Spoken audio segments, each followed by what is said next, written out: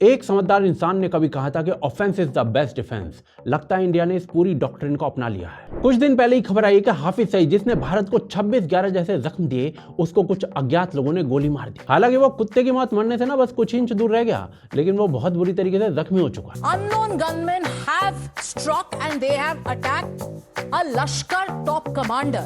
एक एक करके भाई साहब हाफिज सईद की पूरी फैमिली को निशाना बनाया जा रहा है। पहले हाफिज सईद के बेटे को हुरो के पास भेज दिया और फिर उसके ब्रदर इन लॉ को भी भेज दिया। पर भाई साहब भले ही हाफिज सईद नहीं, लेकिन उसका जो राइट हैंड है ना, अबू कताल, सबसे करीबी, वो हुरो के पास बाइज्जत भेज दिया गया है। जमात उल दावा का कमांडर था अबू कताल।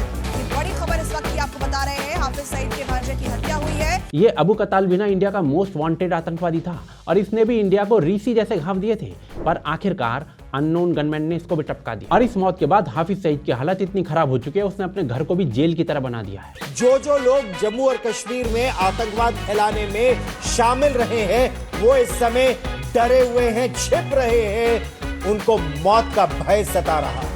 और ये डरना अच्छा है, क्योंकि एक समय था इंडिया में जब इनके जैसे टेररिस्ट हर कुछ दिनों में इंडिया पर अटैक करते थे। लोग बाजार जाने से डरते थे, अपने घर से बाहर निकलने से डरते थे, रेलवे स्टेशन पर अनाउंसमेंट होती थी कि कोई अनजान सामान को ना छुएं। हो सकता है, पर लगता है कि पिछले कुछ सालों में पूरा सिनेरियो बदल चुका है और अब ये आतंकवादी दहशत में है। जहां एक तरफ 2013-14 के बाद से टेररिस्ट अटैक्स में ड्रास्टिक रिडक्शन आया है और इंडिया के शहर पहले से ज्यादा सेफ हो चुके हैं, वहीं दूसरी तरफ ऐसा रिवर्सल हुआ है कि अब आतंकवादी अपने घरों में सेफ फील नहीं कर रहे हैं। घर में क्या, वो जहां कहीं भी छुप रहे हैं, उनको वहीं पेल दिया जा रहा है, all thanks to unknown gunman. अब पहली बार वो अननोन मैन आज तक इंडिया टुडे के कैमरे पर है।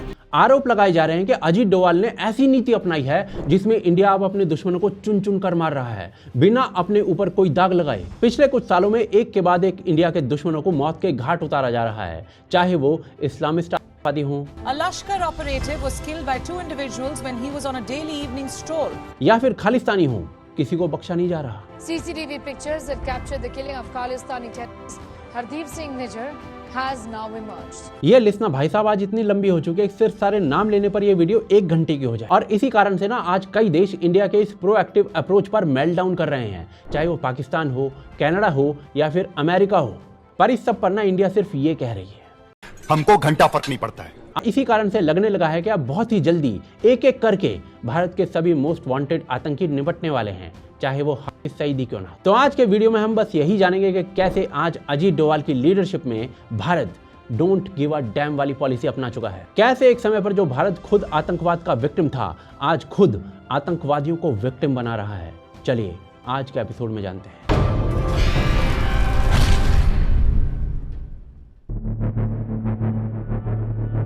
देखिए 1980 और 1990 के दशक में इंडिया में टेररिज्म इतना नॉर्मल कर दिया गया था जैसे मानो हमारी रोज की जिंदगी का हिस्सा हो। न्यूज़पेपर्स का फर्स्ट पेज ऐसे ही टेररिस्ट एक्टिविटीज से भरा रहता था। जब इंडिया के लिए जरूरी होता था ना कि वो अपनी ग्रोथ पर फोकस करे, तब यही टेररिज्म इंडिया में डिस्टेबलाइजेशन का एक मेजर रीजन था। और इंडिया को डिस्टेबलाइज करने के लिए पाकिस्तान टेररिस्ट अटैक्स का सहारा ही क्यों लेता था, डायरेक्ट वॉर क्यों नहीं करता था?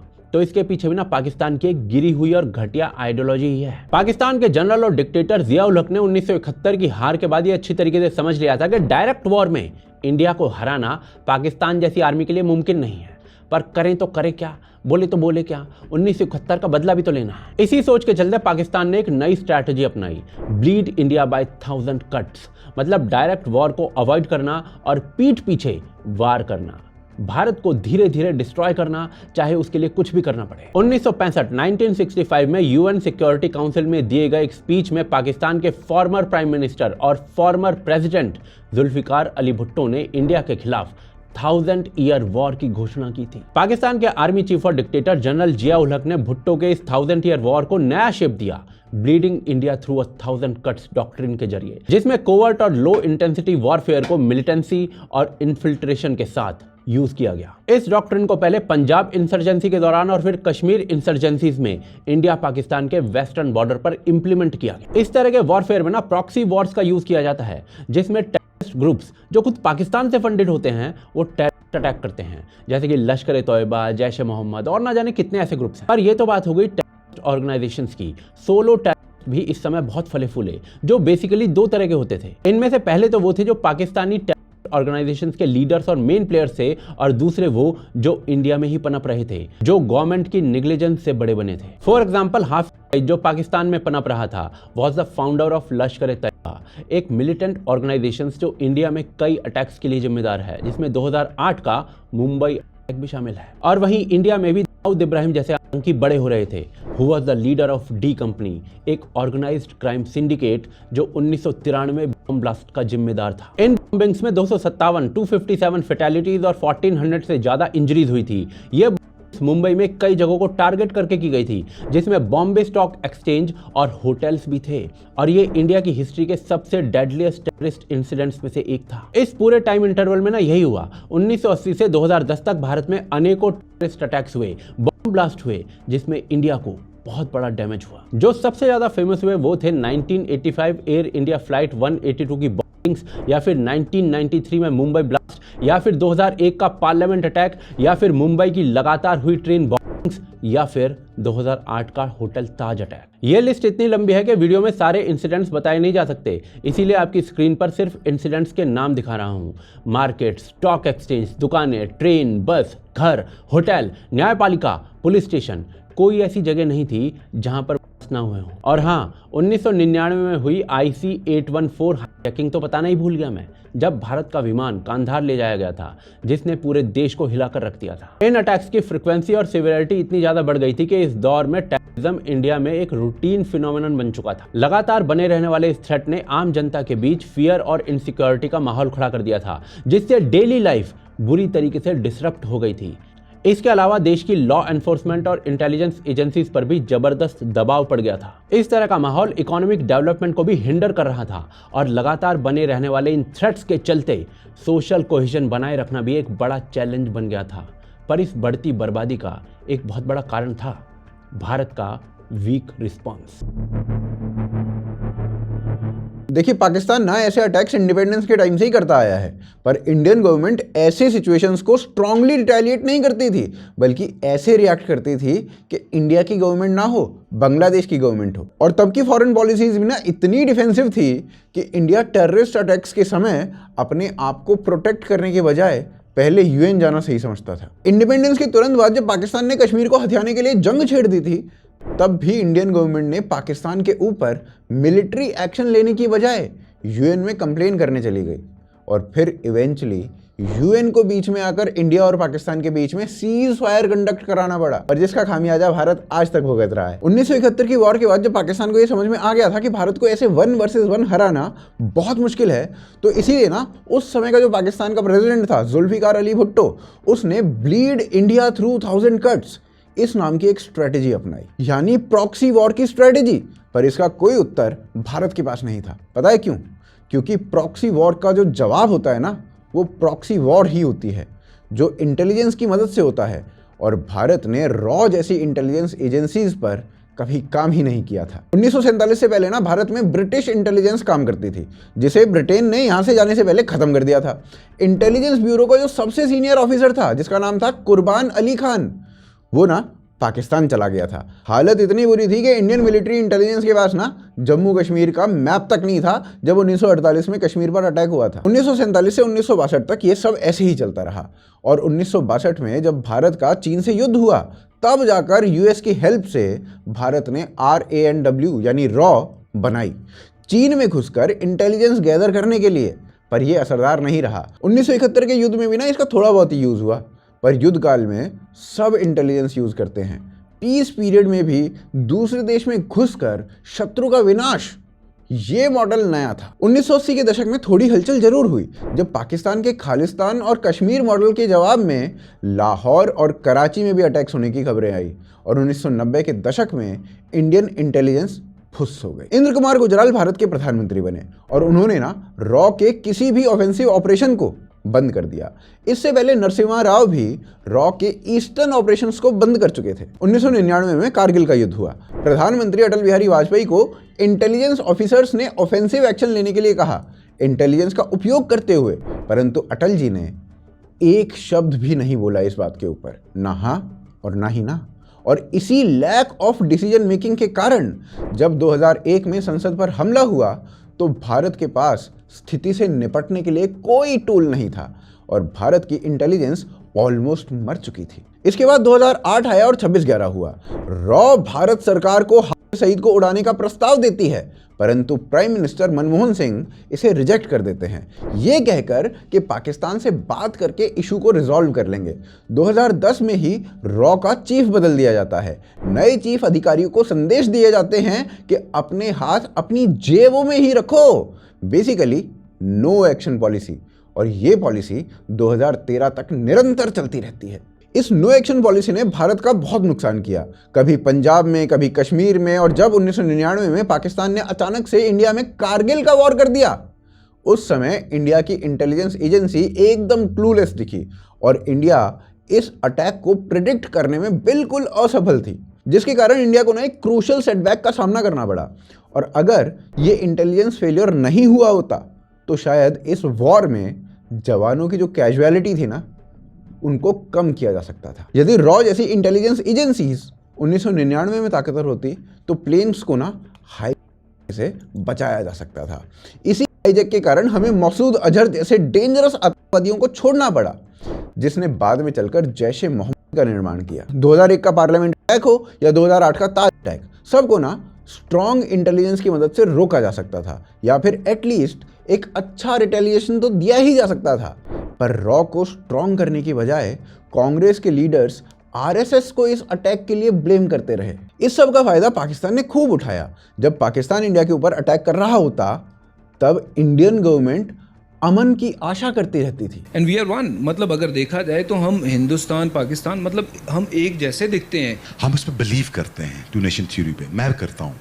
देखें, एक हमारा एक आइडियोलॉजी है। और जब भी पाकिस्तान इंडिया में ऐसे अटैक्स करता था तो Indian government at the most UN में रोने चली जाती थी। और पाकिस्तान जो इंडिया से इकोनॉमिकली, पॉल्यूशन वाइज और इंफ्रास्ट्रक्चर वाइज छोटा सा हुआ करता था, उसके बावजूद भी इंडिया को बुली करता रहता था। बेसिकली उस समय ऐसा लगता था कि खुद इंडियन गवर्नमेंट ही ना पाकिस्तान की ब्लीड इंडिया थ्रू 1000 कट्स की फिलॉसफी को कॉम्प्लीमेंट कर रही है। ज्यादा से ज्यादा कांग्रेस रिटेलिएशन के नाम पर ना इंडिया पाकिस्तान के क्रिकेट मैच को कैंसिल कर देती थी।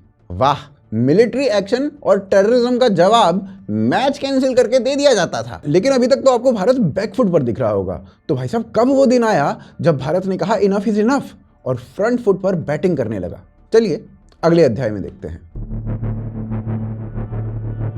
देखिए, 2014 में सरकार बदलने के बाद भारत की इस वीक अप्रोच में एक सडन शिफ्ट देखने को मिला था। नई सरकार ने आते ही ये क्लियर कर दिया था कि देश फेक सेक्युलरिज्म से पहले है। एक जमाना था यहाँ पर रेडियो न्यूज संस्कृत में हुआ करते थे, जबकि भारत में नहीं होते थे, क्योंकि वहां पता नहीं वो सेक्युलरिज्म का ऐसा तूफान खड़ा हुआ है कि उनको संस्कृत सुनने में भी सेक्युलरिज्म खतरे में पड़ जाता है। नरेंद्र मोदी ने अपने पहले ही टेन्योर में अजीत डोवाल को इंडिया के नेशनल सिक्योरिटी एडवाइजर के रोल में अपॉइंट किया और अजीत डोवाल ने आते ही इंडिया की फॉरेन सिक्योरिटी को डिफेंसिव से डिफेंसिव ऑफेंस में शिफ्ट कर दिया।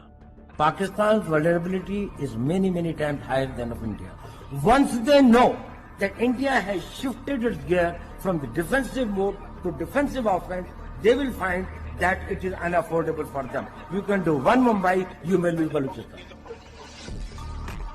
अजीत डोवाल ने साफ साफ कहा था कि अगर पाकिस्तान एक और मुंबई अटैक करता है तो बलूचिस्तान भी खो देगा, और आज पाकिस्तान बलूचिस्तान को लगभग खो चुका है।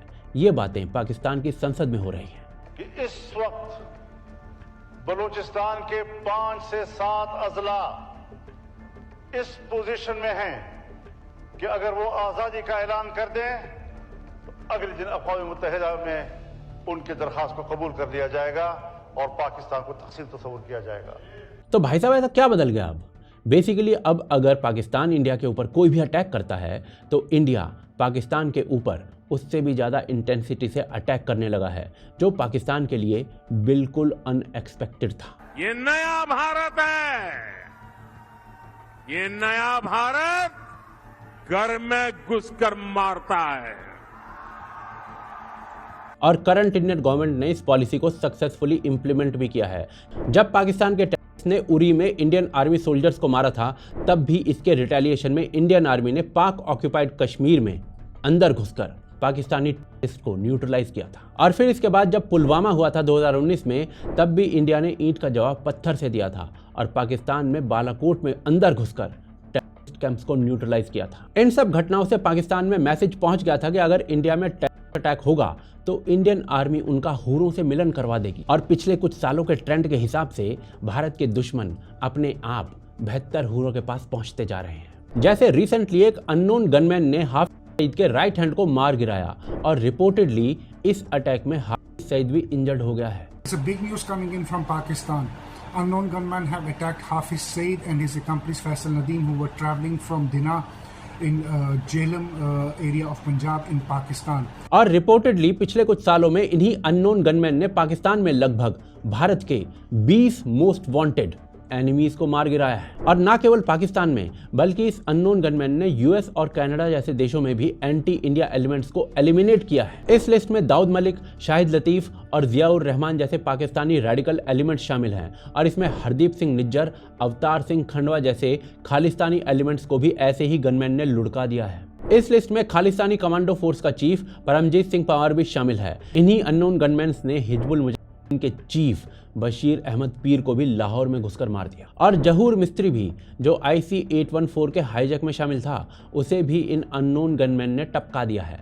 पर अब ना बहुत सारे एलिगेशंस लग रहे हैं इंडिया पर कि भाई इंडिया इन अननोन गनमैन को ट्रेन कर रहा है और इंडिया इन सब एलिगेशंस को बकवास बता रहा है। पाकिस्तानी इन्वेस्टिगेटर्स के अनुसार ये सारे कांड इंडियन इंटेलिजेंस स्लीपर सेल्स द्वारा ऑर्केस्ट्रेट किए गए हैं, जो ज्यादातर UAE से ऑपरेट कर रहे हैं। 2023 में इन किलिंग्स में बढ़ोतरी का कारण इन सेल्स की बढ़ती हुई एक्टिविटीज को माना गया, जिन पर लोकल क्रिमिनल या फिर गरीब पाकिस्तानी को मिलियंस ऑफ रुपए देकर असैसिनेशन करवाने का आरोप है। इसके अलावा पाकिस्तान ने भाई साहब ये भी आरोप लगाया है कि इंडियन एजेंट्स ने जिहादिस्ट को भी रिक्रूट किया है ताकि वो इन शूटिंग्स को अंजाम दें और ये बिलीव करें कि वो इन्फिडल्स को मार रहे हैं, काफिरों को मार रहे हैं। अब भाई साहब इससे अच्छे दिन क्या देखोगे आप कि काफिर देश के कहने पर आतंकी को मार रहा है। परंतु रुकिए, इसके अलावा ना कनाडा के पूर्व प्रधानमंत्री जस्टिन ट्रूडो भी इंडिया पर यही ब्लेम लगा चुके हैं कि निज्जर की किलिंग में इंडिया का हाथ था और इसी बात का समर्थन USA ने भी किया था। साथ ही CIA एजेंट सारा एडम्स ने भी यही कहा कि भाई इंडिया ही तालिबान को यूज करके अपने मोस्ट वांटेड मरवा रहा है। So this is going to sound like the craziest thing ever, okay? But what the Indians and the Taliban are doing, I kid you not, is India is using Taliban's network to assassinate Kashmiri militants in Pakistan. ऊपर से इसी मन जो बलूचिस्तान के fighters ने पाकिस्तान की train को hijack किया है ना, उसमें भी पाकिस्तान बलूचिस्तान पर एट्रोसिटीज को एड्रेस करने की बजाय इस अटैक में भी इंडिया का नाम लगा रहा है। पर इंडिया ने ना इन एलिगेशंस को डिप्लोमेटिकली डिनाई कर दिया है। अब भाई साहब ये सब कांड कौन कर रहा है, ये सब काम कौन कर रहा है, नोबडी नोज। पर एज एन इंडियन हमें इंडियन स्टैंड को ही मानना चाहिए। पर जो भी हो, सच यही है कि भारत के अनेकों दुश्मन खत्म होते जा रहे हैं। कोई अनजान आदमी आकर अचानक भारत के दुश्मनों को ठोक जाता है और जो दुश्मन बचे भी है ना, वो जिम में भी अब बुलेट प्रूफ जैकेट पहनकर बैठ रहे हैं। एक घड़ी को मान लीजिए कि ये सब भारत कर रहा है, तो क्या ये जो अप्रोच है ये सही है? भारत का जवाब कैसा होना चाहिए, आगे देखते हैं। देखो, अगर इंडिया ने सच में ही अननोन गनमैन वाली जो स्ट्रेटेजी है ना उसको अपनाया है, तो भाई साहब आप मानो या ना मानो, ये बहुत बड़ा मास्टर स्ट्रोक है। क्योंकि ओवर द ईयर्स अगर हम देखें तो भारत टेरर अटैक्स पर निंदा के अलावा और कुछ नहीं करता था। पर अब जब इंडिया की इकोनॉमी काफी तेजी से आगे बढ़ रही है, तो आज नीड ऑफ द आवर है कि इंडिया अपने पास्ट का रिवेंज ले, जिससे इन फ्यूचर इंडिया पे कोई आंख उठा के देख ना सके। और इसके लिए ना हम इजराइल से बहुत कुछ सीख सकते हैं। इजराइल को इंडिया की तरह ही ना सन की दुश्मन मिले हैं जो इजराइल को बिल्कुल बर्बाद कर देना चाहते हैं। और इसी को काउंटर करने के लिए इजराइल की स्ट्रेटेजी होती है डेटरेंस थ्रू स्ट्रेंथ। मतलब वो कभी भी अटैक होने का इंतजार नहीं करते, बल्कि थ्रेट को होने से पहले ही खत्म कर देते हैं, और वो भी बिना अपने दुश्मन को इसका पता चले। चाहे इसके लिए ना उन्हें थर्ड पार्टी एजेंट्स का ही सहारा क्यों ना लेना पड़े। आज इसी intelligence led operations, targeted eliminations और रैपिड रिटेलिएशंस के कारण ना इजराइल अपने दुश्मनों को हमेशा चेक में रखता है। याद करिए, अभी से कुछ महीने पहले ही इजराइल ने ताइवान की मैन्युफैक्चरिंग कंपनी में एक इंडियन के हाथों ब्लास्ट होने वाला पेजर बनवाया था, और वो भी अपने दुश्मनों को बिना पता चले। इंडिया को भी कुछ ऐसा ही करना चाहिए। इंटेलिजेंस कैपेबिलिटीज बढ़ानी होंगी, प्रीएम्प्टिव स्ट्राइक्स करनी होंगी और नेटवर्क्स को उनके प्लान एग्जीक्यूट करने से पहले ही डिसमेंटल कर देना होगा। और देखिए, मैं ये बिल्कुल नहीं कह रहा हूं कि इंडिया को इसमें खुद इन्वॉल्व होने की जरूरत है।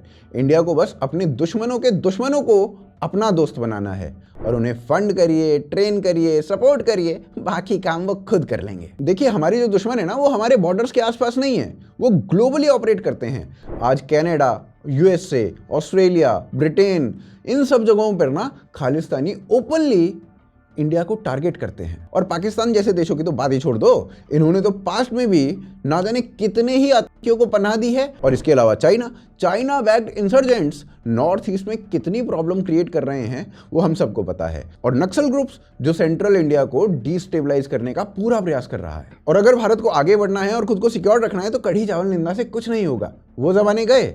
आपको अगर फ्रंट व्यू पे डिप्लोमेटिक रहना है तो रहो, लेकिन बैक डोर पे आपको चाणक्य नीति ही अपनानी पड़ेगी। अगर हमारे दुश्मन को लगता है कि पाकिस्तान, कनाडा या मिडिल ईस्ट में जाकर वो छुप जाएंगे और बच जाएंगे, तो उनकी एक गलत फहमी इंडिया को दूर कर देनी चाहिए, जैसे खालिस्तानी पन्नू की हो गई है। वो जिम में भी बुलेट प्रूफ जैकेट पहन के रखता है।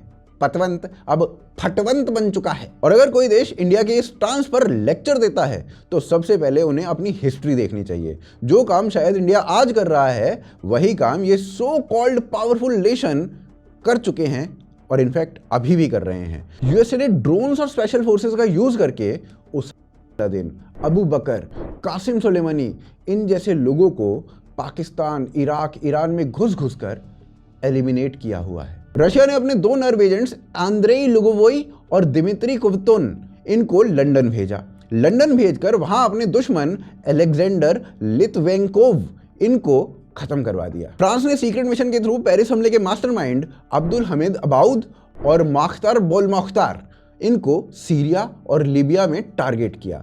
रशिया ने बुलेट्स और बॉम्ब का यूज कर चेचन रिबेल्स को कतर में घुसकर एलिमिनेट किया। और देखिए, ये ना कुछ गलत नहीं है। हर देश जो अपनी सिक्योरिटी को प्रायोरिटी देता है, वो अपने इंटरेस्ट के हिसाब से अपने दुश्मनों को टारगेट करता है और उनके अगेंस्ट डिसाइसिव एक्शन लेता है। और इंडिया में जो लोग ये कहते हैं कि इंडिया को ऐसे कोवर्ट ऑपरेशन नहीं करने चाहिए, इससे इंडिया की इमेज खराब हो सकती है, उनसे ना एक सिंपल सा क्वेश्चन है, क्यों? क्या हमें बस टेरर सेपरेटिस्ट को फ्रीली हमारे अगेंस्ट प्लान करने देना चाहिए?